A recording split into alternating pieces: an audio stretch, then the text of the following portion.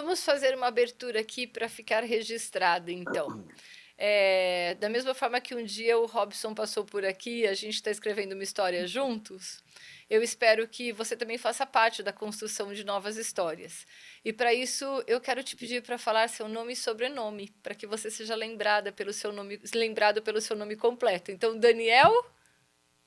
Meu nome é Daniel Silva da Cunha. Então, Daniel Silva da Cunha. Esse nome vai ser muito ouvido ainda, tenho certeza disso, e é importante que a gente já comece a denominá-lo de uma forma a ser conhecido no futuro, né, Daniel? Os pequenos passos fazem as grandes diferenças, promovem grandes diferenças na nossa vida, né? Mas quero passar aqui para o Robson, dar as boas-vindas para o Robson, né, Robson? Agora mais tranquilo, com os treinos mais tranquilos, mais sossegados, menos longas distâncias desses dias, né, Robson? Tudo bem? Como é que está esse pós-prova?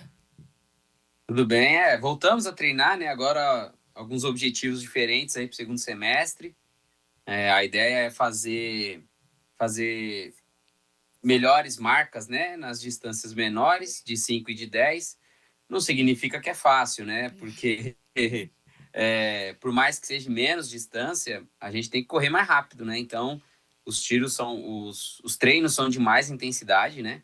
Sim. Semana passada eu já fiz aí 2 testes, que eu não tinha feito o teste de 1 quilômetro, fiz um teste de 3.000, aí eu obtive melhora, né? E aí o professor, depois a gente vai bater um papo com ele também, e aí esses 2 testes alteraram algumas intensidades dos treinos, né?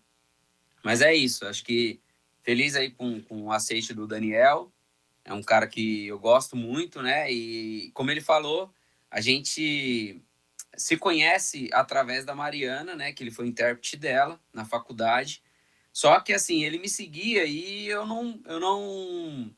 é, eu não tinha a conexão, né? De quem estava me seguindo com a pessoa Não intérprete. relacionava, E né? aí, não conseguia relacionar. E aí, Uhum. depois de um tempo, a gente batendo papo, ele, não, é que eu fui o intérprete da Mari. Eu falei, ah, tá, então eu sei quem é.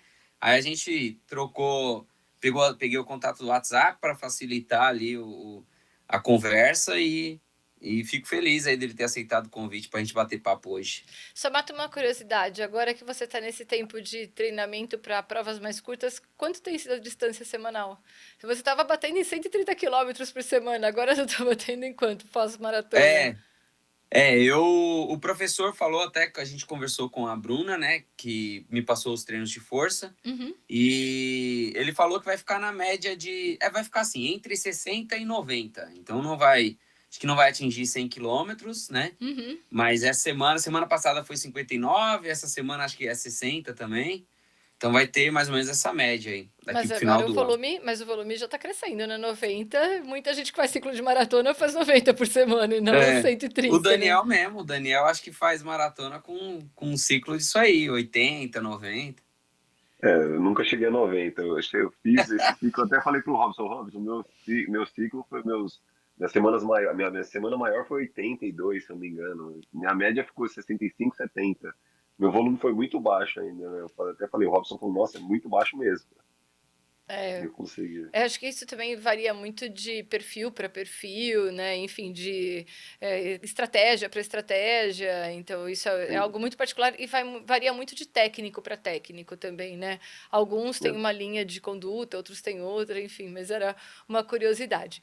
Mas, Daniel, falando em curiosidade, né? Eu fiquei muito curiosa para entender a sua jornada, porque você fala que em janeiro de 2024 você começa corre a sua primeira maratona, né?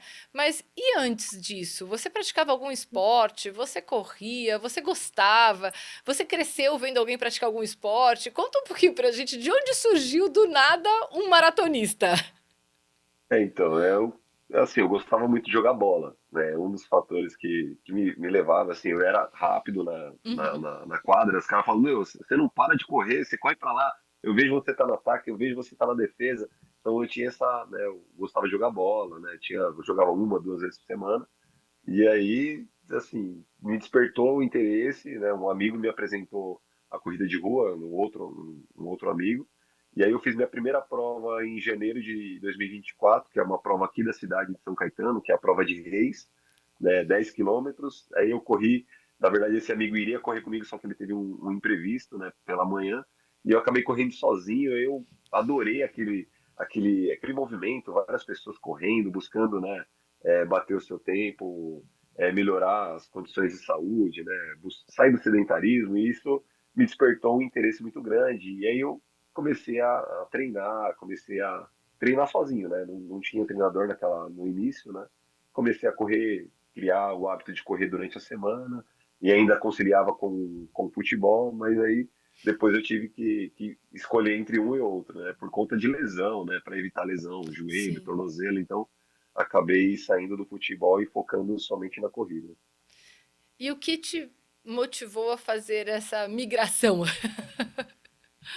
Ah, eu acho que assim, o que mais assim, que eu gosto de praticar a Uhum. corrida é de ver outras pessoas se desafiando, ver a forma com que nós, né, corredores, nos apoiamos e nos motivamos uns aos outros. Então essa questão da inspiração, né, várias pessoas que vêm ocorrendo, veem os meus tempos, falam, pô, você me inspira, você é um cara dedicado, constante.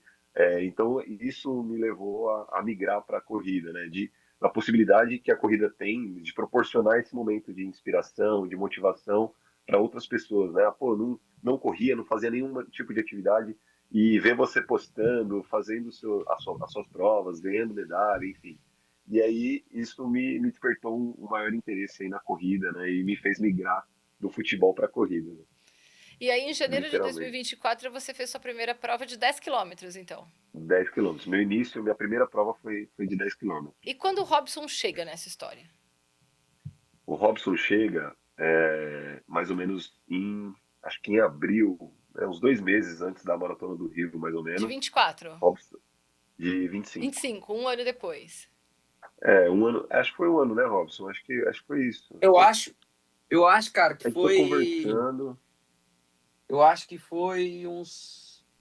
Foi no início de 2025. Porque Acho que se eu não me engano, quando a gente começou a conversar bastante pelo WhatsApp, eu tava viajando para Minas de carro. A Mari tava dirigindo e aí a gente tinha sido convidado para ir na casa em um sítio de um amigo nosso e foi em 25. Eu tava em preparação para a maratona de Boston e aí você tava tirando dúvidas, né? De, pô, tal, eu me inscrevi aqui pro desafio. Aí foi quando eu falei, cara, mas como assim você vai fazer tudo, todas as distâncias, sendo que não fez a primeira maratona? Eu tava meio na dúvida. E você ainda não tinha treinador. Eu lembro Nossa, disso. Aí eu falei para ele, falei, olha, assim, procura fazer pelo menos isso de volume, procura como você vai fazer 21 no sábado, 42 no domingo, procura fazer entre aspas, né, 2 longões, um no sábado e um no domingo, para o corpo adaptar. E aí eu lembro que você foi atrás, né, de uma assessoria daqui de São Caetano mesmo.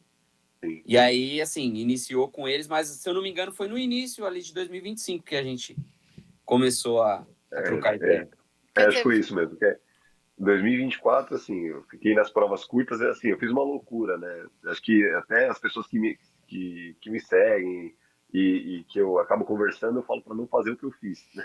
Que eu comecei a correr em 2024, em janeiro, e aí naquela empolgação me inscrevi para minha primeira meia maratona. Assim, eu migrei dos 10 para em abril eu estava correndo minha primeira meia maratona. nossa, Assim, absurdo, assim, eu falo, meu, tem que respeitar o processo, e isso eu oriento, né, as pessoas que se aproximam de mim, eu falo, não faça o que eu fiz, né, tipo, de respeitar o processo, né, aumentar as distâncias aos poucos, treinar de acordo para que você não se lesione, né, então eu acabei fazendo essa loucura, me inscrevi na empolgação na meia maratona de São Paulo de 2024, e aí, nossa. mas De aí acho São que Paulo ainda, que é é, bem só daquela, assim. pirambeira, bem plana, né?